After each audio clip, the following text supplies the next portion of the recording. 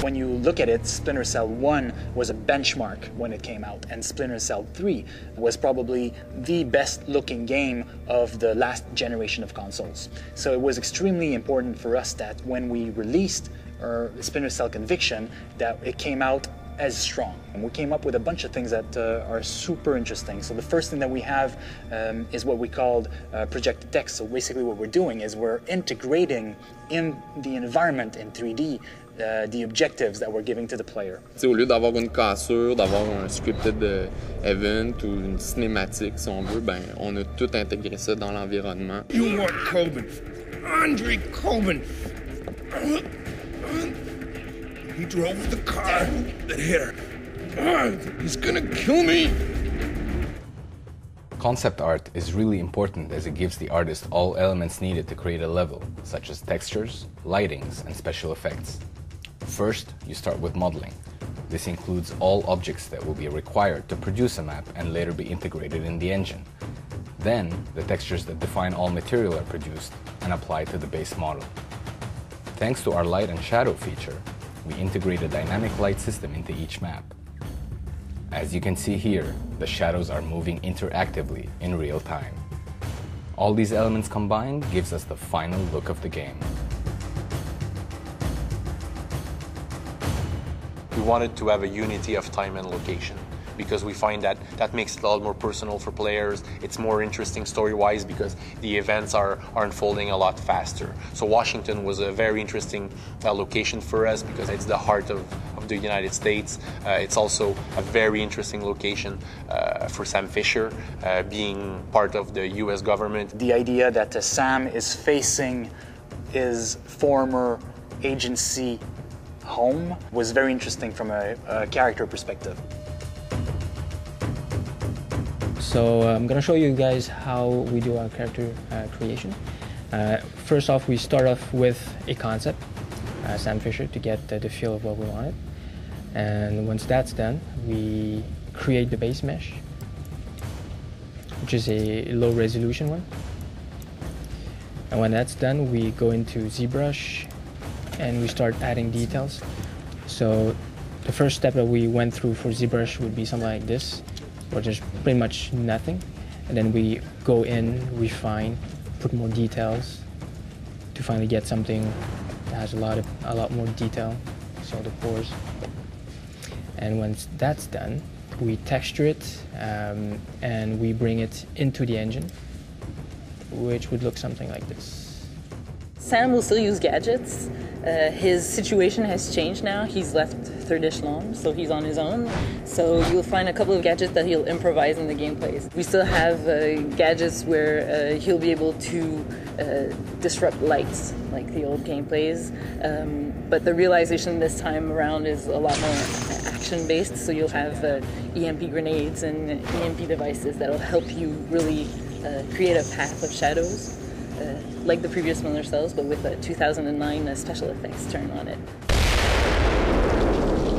Alors sur Splinter Cell, on a essayé de rendre les SFX impressionnants, omniprésents, et je vais vous montrer un SFX en particulier pour qu'on voit comment ça se passe un petit peu. Donc là, il s'agit de l'explosion. Ça, c'est en mode filaire, on voit bien tous les quads, la façon dont ils évoluent dans l'espace. Et par exemple, on peut isoler un des sprites pour qu'on comprenne qu'en fin de compte, un effet spécial, c'est vraiment une composition de plusieurs textures animées, de plusieurs éléments, de plusieurs sprites. Et c'est la composition de tout ça qui va créer la sauce et qui va créer le dynamisme de l'explosion.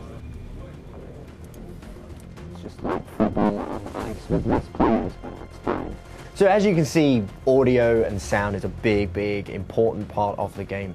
And in Splinter Cell, we have over 17,000 lines of dialogue, which is about how many hours overtime I've done. Au niveau du son, ce qui fait que Splinter Cell est un des meilleurs jeux dans son genre, c'est que il y a une équipe qui est très solide qui travaille sur le projet. On a plusieurs personnes, des sound designers dédiés, des programmeurs audio, des gens qui font du soleil à 100% sur notre projet. Mais on a aussi une vision très technique de l'audio sur le projet. Et on s'est rendu compte qu'une des approches qui pourrait améliorer grandement la qualité des armes dans le projet, c'est de jouer premièrement sur les perspectives, c'est-à-dire d'avoir, dépendamment si le garde qui tire dessus est très proche, moyennement proche, ou extrêmement loin. On a des sources sonores qui sont différentes et qui simulent en fait la distance du combat. Ça va être aussi avoir un traitement pas temps réel au niveau de la réverbération de la pièce, mais plutôt pré-rendre des effets sonores comme un espèce d'immense hangar ou une cathédrale ou une grande pièce. Là, on va comme pré-rendre l'effet de réverb sur les armes.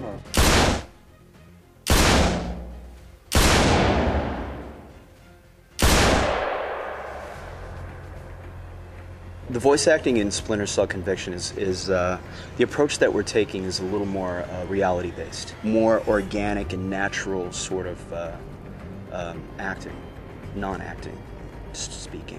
You know, Hey, asshole. Remember me?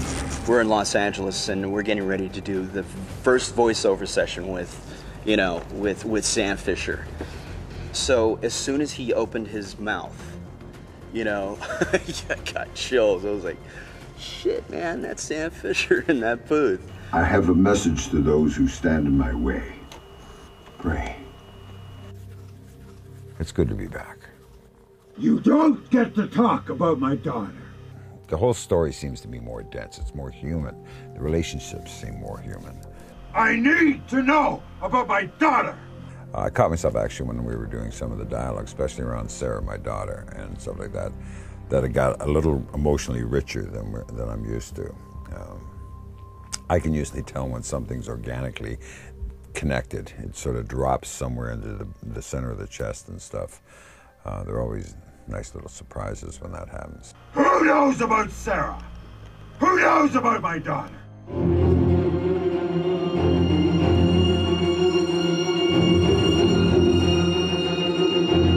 And it was also the first Splinter Cell that used real orchestra, like we were here today at Warner Brothers Studios, recording a real string section for the game. We decided quite early to have only strings for the orchestra, electronics and percussion. So that gave a kind of signature sound from the beginning, and then Kevin and Michael had added some specific instruments to certain maps. Some of the fun ones like Malta, which is the opening map, we ran over to the store and bought a ton of percussion and just started like, okay, throw up a mic and let's start playing percussion, and all right, we stacked it on top of this, and then let's grab the trash can and beat the trash can and grab a guitar and bow it with a violin bow, and really just trying to create some unique sounds to tie into everything.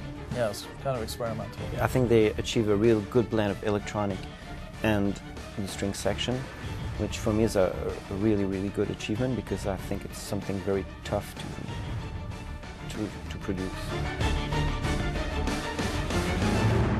Et tout va être accordé en fait en fonction de la musique. Donc la musique drive un petit peu le tempo du jeu. On va essayer de synchroniser, les animations à ce tempo-là. Donc on va essayer par exemple d'avoir des coups de poing qui tombent au moment du temps fort de la musique. Donc ça va donner comme un ensemble d'ensemble harmonieux et puis réaliste. Park. Yes. Did you know that most of the secondary cast of this game are named after Montreal Expos baseball players? Not that I really care. I'm not a big fan of baseball. Not my sort of game. This is my sort of game, so let's play.